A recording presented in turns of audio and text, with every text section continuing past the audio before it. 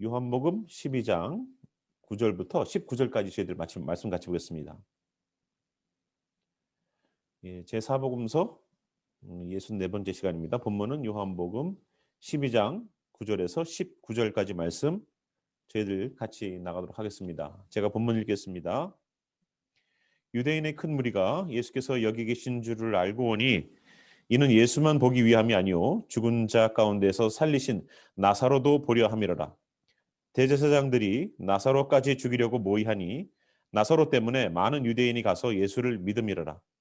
그 이튿날에는 명절에 온 큰 무리가 예수께서 예루살렘으로 오신다는 것을 듣고 종려나무 가지를 가지고 맞으려 나가 외치되 호산나 찬송하리로다.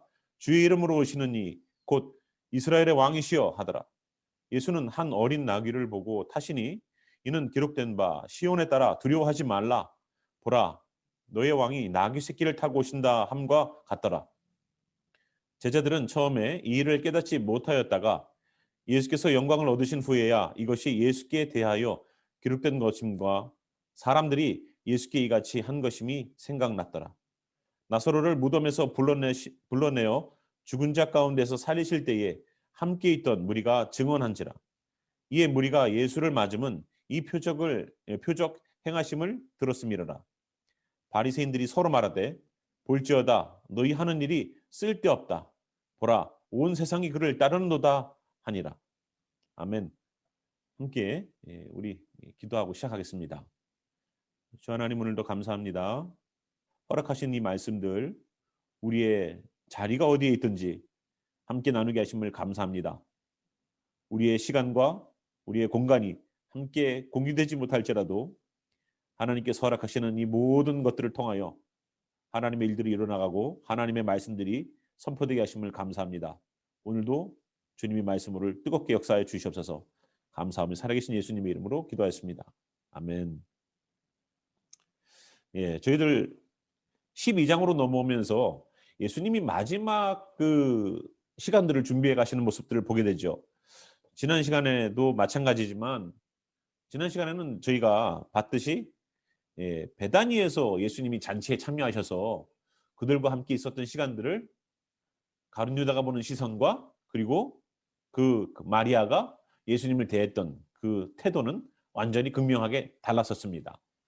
오늘 우리가 보는 장면에도요. 이제 예루살렘 성으로 입성하시는 장면이 나옵니다.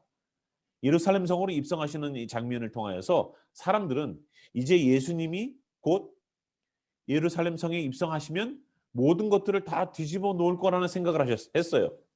그래서 예수님이 왕으로 등극하는 것에 대하여서 기쁜 마음으로 13절 보니까 종려나무 가지를 꺾어가지고 그것을 흔들고 나아가서 외치면서 호산나 호산나 호산나 하면서 호산나 찬송하리로다 라고 외쳤습니다.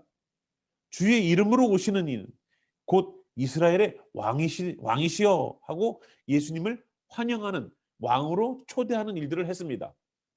우리 다 예수님 왕이죠. 예수님 다 왕입니다. 우리 다 예수님 왕이라고 말을 하죠. 그런데 여러분 여기에서 호산나라는 이 단어를 보시면 이 단어 호산나라는 단어가 호시아하고 나가 합쳐 있는 호산나라는 단어입니다. 호시아하고 나. 이 나라는 뜻은 지금이란 뜻입니다. 그러면 이 호시아라는 뜻은 여러분 여호수아, 여호슈아 그리고 예슈아라는 뜻으로 구원이라는 뜻이 있습니다. 어원이 같아요. 그러면 호산나라는 뜻은 뭐냐면 지금 우리를 구원하소서라는 뜻이 있습니다. 그러니까 호산나 하면은 여러분 에바다 하면은 열려라라는 뜻이 있죠. 달리다 굼 하면 일어나라라는 뜻이 있죠. 그리고 여기 있는 것처럼 호산나 하면 지금 우리를 구원해 주시옵소서라고 부탁하는 그러한 외침이죠. 지금 필요하다는 거예요. 지금. 그래서 이 사람들은 예수님을 왕으로 초대하고 있습니다. 왕으로 섬기고 있습니다. 이 장면이 여기만 나온 게 아니죠. 이러한 예수님을 왕으로 초대하려고 했던 이 장면은 한 번 더 나오는데 어디 나오냐면 요한복음 5장에 나옵니다. 5장 15절에 보면은요. 오비영 이후의 사건이 나오죠. 오비영 이후의 사건이 나오면서 사람들이 예수님을 통하여서 기적적으로 양식을 공급받고 나니까 뭐라고 그러냐면요. 5장 15절을 제가 잠깐 읽으면 사람들이 예수께서 행하신 이 표적을 보고 말하되 이는 참으로 세상에 오실 그 선지자라 하더라. 예수님이 마치 그들이 기다렸던 메시아처럼 선지자처럼 기다렸던 그분이라는 거예요. 15절 그러므로 예수께서 그들이 와서 자기를 억지로 붙들어 임금 왕으로 삼으려는 줄을 아시고 다시 혼자 산으로 떠나가시니라 라고 여기 나와 있습니다. 그래서 예수님은 산으로 가셔서 기도의 시간을 가지세요. 사역이 끝나고 오늘 사역 잘했어. 오병이어의 사역이 벌어졌네. 오늘 예배 잘 드렸어. 그것으로 마치는 게 아니라는 거예요. 그것이 끝난 다음에 우리가 어떠한 태도를 보이느냐. 기도하러 가셨다는 거예요. 그 사역에 대한 감사함을 가지고 또다시 이루어질 사역들을 위하여서. 하지만 그 가시기 전에 예수님을 억지로 임금 삼으려고 했던 사람들의 태도, 여러분 보셨죠? 예수님이 만약에 우리나라의 왕이 된다면, 예수님이 우리나라의 왕으로 임금으로 계시다면 일 안 해도 돼요. 왜? 기도만 해주시면 먹을 게 생기는데 우리가 나가서 일하는 이유는 돈을 벌어서 우리의 먹고 사는 문제를 해결하기 위해서예요. 예수님이 왕이 되시는 순간 모든 문제들이 다 해결됩니다. 나가서 일 안 해도 돼요. 예수님이 원하는 그 기적이 우리로 하여금 일을 안 하게 되어서 게으른 백성으로 될 수 있고 우리가 우리의 인생을 내 마음대로 살 수 있는 이유가 된다면 그 기적이 우리를 향하여서 합당한 기적, 필요한 기적일까요? 하나님이 우리 기도 제목을 들으시고 응답해 주십니다. 그런데 그 응답된 기도 제목이 우리로 하여금 신앙을 나태하게 하고 우리의 신앙을 무너뜨리게 하면은 그 기적과 표적과 기도의 응답이 과연 주님의 축복일까요? 아닐 거라는 겁니다. 어떤 분은 물질이 점점 많아져서 교회를 예수님을 믿는 것을 등한히 여기는 분이 있어요. 어떤 분은 정말로 삶이 어려워져서 정말로 주님께 와서 매달리고 기도하는 수밖에 없는 그러한 인생으로 사시는 분들도 있습니다. 그럼 무엇이 복일까요? 우리의 복의 개념과는 다르죠. 주님의 복의 개념은 정말로 우리가 응답받고 주님께서 주시는 풍성한 물질을 가지고 주님의 일들을 우리들의 삶을 윤택하게 하는 것을 주님 원하십니다. 크리스천이 빈궁하게 사는 것을 원하실까요? 주님은 아닙니다. 물질적으로도 육적으로도 영적으로도 육신의 강건함도 우리가 갖고 살아야죠. 그러나 그걸 가지고서 있다고 해서 우리의 신앙이 나태해지고 무너진다면 그것이 복이 아니라는 겁니다. 자, 예수님이 왕이 되게끔 만들려고 하는 의도와 시도들은 이미 있었습니다. 오병이어 때도. 그런데 오늘도 마찬가지입니다. 예수님이 유월절을 위하여서 사람들이 운집해 있었을 때 유월절을 지키기 위한 그 계명은요. 율법으로 정해놨습니다. 꼭 오라는 거예요. 하나님 앞에 1년에 남자는 3번을 꼭 보여라. 그런데 중요한 것은 바로 이 유월절이 그렇게 중요한 날이죠. 출애굽하는 기념이었고 이스라엘의 역사의 시작이었으니까. 그래서 이 날을 기념하기 위해서는요. 많은 사람들이 예루살렘에 모여서 유월절 제사와 예배를 드리려고 했다는 겁니다. 그때에 사람들이 많이 모였는데 예수에 대한 소문이 아주 파다했어요. 베다니 나사로를 살린 이 지역은 예루살렘과 거리가 그렇게 멀지 않습니다. 그렇기 때문에 예수님이 그 나사로를 살리셔서 예수님이 나사로를 살린 것 때문에 믿었던 수많은 사람들이 예루살렘에 온 사람들에게 금방 소문을 냈어요. 그러니까 사람들이 뭐라 그러니까 예수님을 왕으로 만들면 여러분 먹을 거 해결되죠? 육신이 병들으면 죽은 사람도 살리는 예수님인데 얼마나 좋습니까? 모든 문제가 해결되죠. 아무리 우리가 좋은 음식을 먹고 살아도 죽음의 문제를 피해갈 수 있는 사람은 없습니다. 그런데 예수님만 계시면 죽음의 문제까지 해결돼요. 우리의 아픈 문제, 병의 문제 모든 것들이 예수님 안에서 다 해결됩니다. 문둥병자도 해결되고 절름발이도 해결되고 소경도 12회를 혈루병으로 고생했던 그분도 귀신 들려서 물에나 불에나 들어갔던 그 자녀도 눈을 보지 못하는 그분도 다 치료받을 수 있어요. 그죠? 예수님이 왕이 되시면 얼마나 좋습니까? 모든 게 해결되는 세상인데 얼마나 감사해요. 그래서 예수님이 왕이 되면 다 좋아져요. 그래서 사람들은 지금 우리를 구원해달라고 지금 로마로부터 압제를 당하고 있는, 물론 정치적으로 그렇게 볼 수 있죠. 그러나 정치적인 의도를 가지고서 백성들이 정치적인 의도를 가지고서 우리나라가 독립되길 원한다? 물론 일제처럼 강점하면서 굉장히 수탈하고 우리를 핍박하고 압제했던 그런 거하고는 다릅니다. 로마가 점령지로 있었던 지역들은 일본과는 달라요. 완전히. 그래서 정치적으로 우리를 속박해서 구원해 주십시오. 이런 의도보다는 정말로 지금 있는 이 상황들, 모든 상황 속에 좀 우리가 마음껏 하나님께 예배드리고 찬양하고 기도드리고 할 수 있는 환경을 만들어 달라는 그런 의도가 많았겠죠. 어쨌거나 예수님이 우리들에게 구원자가 되어 주시기를 원하는 마음으로 예수님을 초청하고 있어요. 왕으로 등극하게 해달라고 하고 있어요. 왜냐? 예수님이 또 나귀를 타고 오시거든요.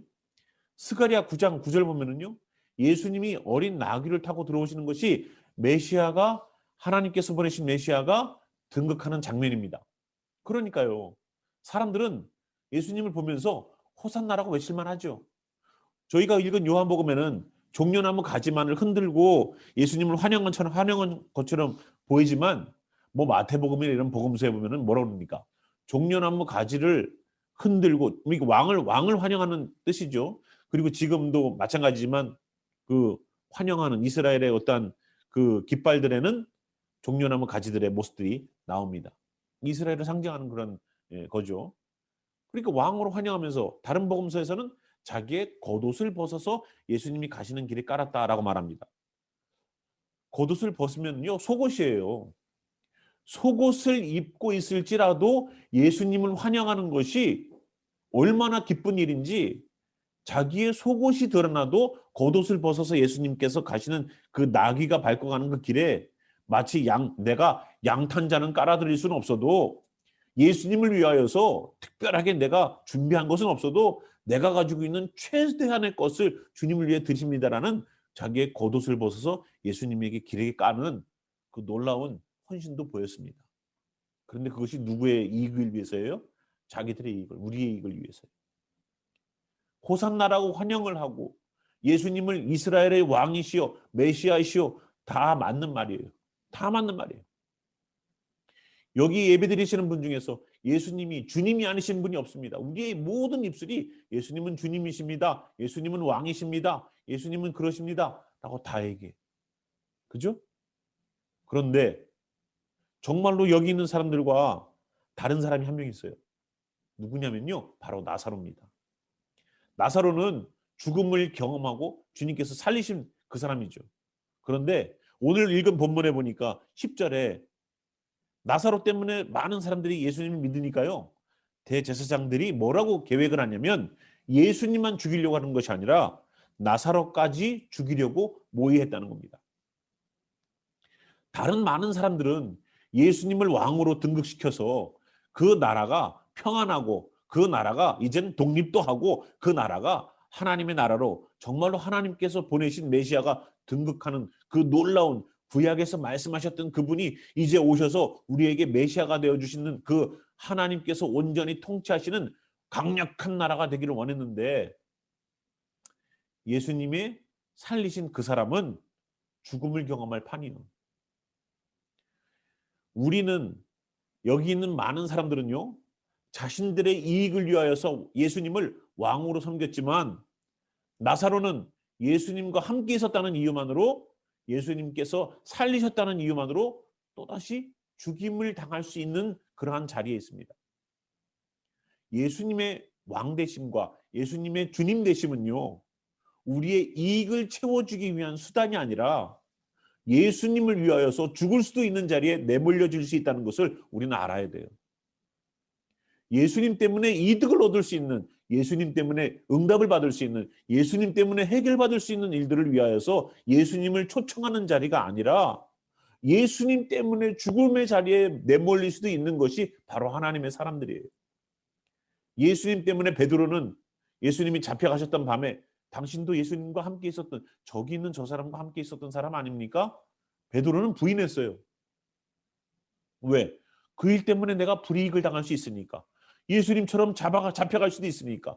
예수님처럼 십자가 질 수도 있으니까. 예수님처럼 죽임당할 수도 있으니까.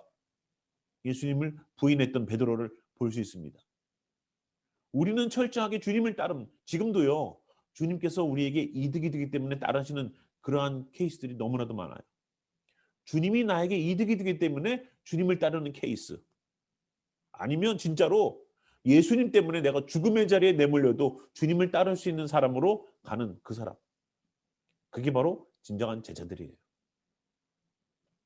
여기 계신 모든 예배드리시는 분들, 상황이 바뀌건 환경이 바뀌건 우리가 약속해 놓은 시간, 이 시간 우리가 주님과 약속한 시간, 우리가 약속한 시간입니다. 그죠? 이 시간에 함께 모여서 주님께 예배드리는 것. 우리의 형편과 사정이 어떻든 상황이 어떻든 바뀌지 않고 예배 자리에 참석하는 것. 이것이 정말로 주님의 제자들이에요. 내가 이익이 안 돼. 내 상황이 안 돼. 이것저것 때문에 주님이 2순위, 3순위로 밀려나는 것을 주님이 원하시는 것이 아니에요. 정말로 주님의 사람은 주님이 1순위예요. 그래서 예수님을 왕이시오라고 초청하고 왕으로 이해하고 왕으로 섬기고 예수님이 나귀 타고 올라가시는 구약이 이루어진 말씀으로 다 보고 있지만 진짜 중요한 것은 그렇게 우리의 이익을 위하여서 예수님을 초청하는 그러한 자리에 있는 것이 아니라 정말로 예수님을 초청해서 왕으로 섬기고 싶죠. 그런데 진짜 예수님을 왕으로 섬기고 예수님을 주인으로 섬기는 자는 어디에 몰릴 수 있다? 죽음의 자리로 몰릴 수 있다라는 것을 알아야 돼요. 예수님을 진짜로 섬기면은요, 우리가 기도 응답 받는 것, 그것도 물론 그거를 하지 말라는 얘기가 아닙니다. 그러나 내 육신이 죽음을 이기고 경험한 놀라운 사람들이 경험할 수 없는 것들을 우리가 경험한 우리의 죽어있는 영혼들이 예수 그리스도 때문에 다시 살아나는 것이 확실하게 경험된 나사로라면 여기 있는 모든 이들이 다 나사로라면 우리는 언제나 어디에 있다고요? 죽음으로 내몰릴 수 있다. 그게 예수님의 사람들이에요. 예수님 믿고 호의호식하는 것이 목적이 아닙니다. 예수님 믿고 잘 살자고 예수님 믿는 거 아니에요.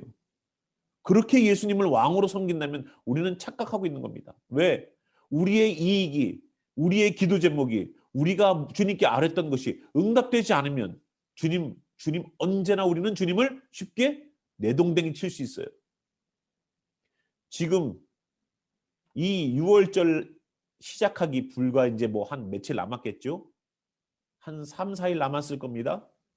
예루살렘 성으로 입성하셔서 성전을 정결케 하는 일은 6월절 날 양을 잡기 위해서 6월절 양을 잡기 위해서 나흘 전에 자기가 준비한 양을 특별하게 관리하는 때 묻지 않고 깨끗하게 관리하기 위해서 관리하는 작업을 나흘 전에 합니다. 예루살렘 성으로 입성하셔서 성전에 가서 정결하게 하는 그 일들은 마치 6월절 날 자기 양을 잡기 위해서 정결하게 하는 것처럼 하나님의 몸된 예수의 몸된 성전을 정결하게 하는 이 의식들을 미리 하시는 거예요. 그러니까 예루살렘 성으로 입성한다는 것은 6월절 한 나흘 전쯤이라고 저희가 예측해 볼 수 있습니다. 이제 나흘 지나면은요. 나흘 후에는 지금은 호산나 이스라엘의 왕이요 구세주요 우리를 구원할 하나님이 보내신 메시아요 온갖 좋은 호칭들은 다 붙이지만 그들이 그들의 요구대로 예수님이 왕으로 등극하지 않고 성전을 다 뒤집어 엎으시고 그리고 그들이 원했던 것처럼 독립을 추구하지 않고 오히려 잡혀서 갈 때는 뭐라고 그래요? 아, 우리의 착각이었네? 저분이 착각이었네. 우리는 저분이 메시아인 줄 알았는데 내가 진짜 내 겉옷까지 벗어서 나는 헌신했는데 나는 내 창피름으로 쓰고 저분께 헌신하고 내가 최대한의 헌금을 드리고 내가 최대한 주님을 섬겼는데 착각이었네. 내 착각이었네. 저분은 메시아 아니었네. 이렇게 내 이익을 위하여서 나아갔던 것이 무너지게 될 때에 예수를 죽여라. 바라바를 내보내라. 바라바를 내보내라. 예수를 십자가에 못 박으라라고 말하는 그 군중들이 바로 이 사람들입니다. 다른 사람들입니까? 호산나라고 종려나무 가지를 흔들면서 환영했던 그 사람들이 예수를 십자가에 못 박으라고 얘기했던 사람들이 아닙니까? 같은 사람들입니다. 유월절 날 모였던 그 사람들이에요. 내가 원하는 것이, 내가 이익되는 것이, 그것이 채워지지 않으면 언제나 등 돌리고 예수님 등에 칼 꽂을 사람이 바로 우리입니다. 우리가 기도하는 그 기도 제목들이 응답되지 않을 때에, 내가 원하는 대로 내 인생이 풀려가지 않을 때에, 내가 계획된 대로 내 모든 것들이 안 굴러갈 때에 예수님 등지고 예수님 죽음으로 몰아가는 것이 바로 우리예요. 그래서 여기에서 보여지는 이 호산나라고 외치는 이 사람들, 같이 우리가 동조할 수 있는 사람들이 아닙니다. 우리가 주님을 왕으로 섬깁니다. 주님으로 섬깁니다. 라고 입으로는 얘기해요. 여기 있는 사람처럼. 그런데 정말로 우리가 주님이 되고 왕이 되는 것은 언제 되시냐면 정말로 우리가 힘든 상황, 어려운 상황일 때에도 그런 고백이 나와야 돼요. 그게 진짜 고백이에요. 주님이십니다. 왕이십니다. 내 육신이 아픈데도 주님은 왕이십니다. 내 상황이 바뀌는 것이 없어도 주님은 나에게 왕이십니다. 이 마음이 있어야 돼요. 이 상황이 있어야 돼요. 우리가 변한 것이 아무리 없을지라도 주님은 주님이십니다. 라는 그 고백들이 우리 성도들 가운데 있길 바랍니다. 그게 진정으로 우리가 우리의 삶의 자리에서 보여드려야 될 주님을 향한 우리의 태도고 모습이에요. 나사로처럼 주님의 큰 은혜, 죽음에서 살아난 사람이 누가 있습니까? 병든 사람이 나은 케이스, 귀신이 떠나간 케이스들은 많이 있었습니다만 죽었다가 살아난 케이스는 없었잖아요. 물론 죽어있는 그 어린 소녀를 살리신 예수님이 있습니다. 지금 이렇게 놀랍게 사람들이 믿고 나올 수 있을 만큼의 나사로의 경험을 한 케이스, 특별한 케이스죠. 그런데 주님의 은혜를 경험하고 나면 우리의 환경은 예수님 믿는 사람들을 죽음으로 내몰려고 계획하고 있다는 것을 아시기 바랍니다. 우리는 예수를 위하여서 예수님이 우리를 살려주셨지만 우리는 항상 죽음의 자리, 악한 마귀로부터 대적의 자리에 쓸 수밖에 없는 그 위치에 쓴다는 것을 우리는 알아야 돼요. 예수님 믿고 이제는 좀 평안한 인생을 살아보자. 예수님 믿고 내 인생 좀 즐겁게 좀 살아보자. 그게 우리의 모토입니까? 아닙니다. 예수님을 믿는 그 순간 이제 예수를 위하여 죽자. 이것이 바로 예수님 믿는 사람들의 모습이에요. 예수를 위하여 죽자. 예수를 위해서 살자. 예수를 위하여서 전파하자. 예수를 위하여서 자기 인생 모든 것들이 바뀌는 것. 이제는 내 목숨도 예수님 때문에 이제 죽음에 내몰리게 됐어요. 그래도 주님을 따르는 거예요. 우리가 예수님을 믿는다는 것은, 모든 것들을 포기하고 내려놓는다는 것은 이런 귀한 의미들이 있습니다. 예수님 믿고 배부르려고, 예수님 믿고 뭔가 해결해 보려고, 물론 기도하지 말라는 얘기가 아니고 그 기도 제목 내놓고 울부짖으십시오. 그러나 그 응답이 된 이후에 정말로 주님을 따르는 자, 내 목숨을 내놓고 주님 앞에 설 수 있는 자, 이런 자로 바뀌시길 바랍니다. 기도 응답되는 거 필요합니다. 왜? 그 응답이 우리의 신앙을 견고하게 하기 때문에 그렇습니다. 그런데 거기에 멈추지 마시고 주님과 함께 죽음의 자리에 내몰려도 주님을 따를 수 있는 사람으로 가시기 바라요. 여기 나사로처럼 놀라운 경험이 되면 될수록 대제사장들이 저 나사로까지도 죽이자고 모의했을 때에 그 소리가 예수님이 모르셨겠습니까? 나사로의 귀에 들리지 않았겠습니까? 그러나 그는 그 길을 걸어갈 겁니다. 그래서 여기 있는 것처럼 우리의 이익이 나와 기독교를 믿는 것, 교회를 다니는 것이 나와 이 타산이 맞아서 그것 때문에 교회 다니시는 그러한 모습이 되지 않길 바라요. 미국 가지 않는데 절에 다니기가 좀 그래서 교회 다닌다. 예전에 저희 할머니가 그러셨거든요. 예전에 저희 할머니가 절이 없어서 교회를 가는 케이스 있을 수 있습니다. 수많은 다른 이유로 주님을 주님이라고 고백하며 나올 수 있습니다. 그러나 그거는 주님이 원하시는 자리가 아닙니다. 왕으로 우리의 입술로 주님을 시인하는 거 있을 수 있습니다. 우리가 정말로 감사할 때 주님, 주님이라고 부르죠. 정말로 은혜가 넘칠 때 주님이라고 부르죠. 하지만 그때 부르는 주님보다 더 진짜 올바르게 시인하는 주님이라고 부르는 그 부름은 우리가 어려울 때 정말로 사람들이 보기에는 저 상황이면은 나는 예수님 부인하고 교회 안 다니겠어 하는 상황에서도 주님을 찾고 부르짖는 것 아니겠습니까? 그래서 신앙인들이요, 우리가 상황이 나아지고 우리가 뭔가 좋아질 때만 주님 찾지 마십시다. 또 우리가 어려울 때만 주님 찾지 마십시다. 주님을 찾는 것, 주님 앞에 나오는 것은 언제나 죽음의 자리에 내몰릴 수 있음을 기억하고, 언제나 사람들의 손가락질 받을 수 있음을 기억하고, 자기의 감정에 충만해가지고 지금은 호산나라고 외치지만 불과 나흘이 지나면 예수를 십자가에 못 박아서 죽여버리라고 말하고 있는 그러한 사람들로 바뀔 수 있는 그 존재가 바로 우리라는 것을 인지하고, 정말로 주님을 온전하게 섬기는, 어떠한 상황에도 주님은 나의 주님이십니다라고 신실함을 가지고 나아갈 수 있는 우리가 되기를 바라요. 그 신앙들이 우리들에게 있어서 하나님께서 정말로 맡기시고 신뢰할 수 있는 귀한 신앙인들이 바로 여기 있는 분들이 되길 바랍니다. 상황이 조금 바뀌면 그냥 내동댕이 치는 그러한 예수가 아니라 언제나 따를 수 있는 예수, 내 목숨을 내놔야 되는 그 자리일지라도 순종하고 따를 수 있는 그 자리가 되길 바랍니다. 그래서 오늘도 저희가 서로가 시간대가 다르고 장소는 달라도 함께 이 문명의 이기를 통해서 함께 예배드릴 수 있음에 감사드립니다. 그래서 주님의 나라가 온전히 여러분에게도 또 저에게도 귀하게 역사하는 귀한 시간들이 되길 바랍니다. 감사합니다. 오늘 말씀 마치겠습니다. 잠시 우리 찬양 가운데 기도하는 시간을 좀 가져볼까요? 오늘 허락하신 말씀 가지고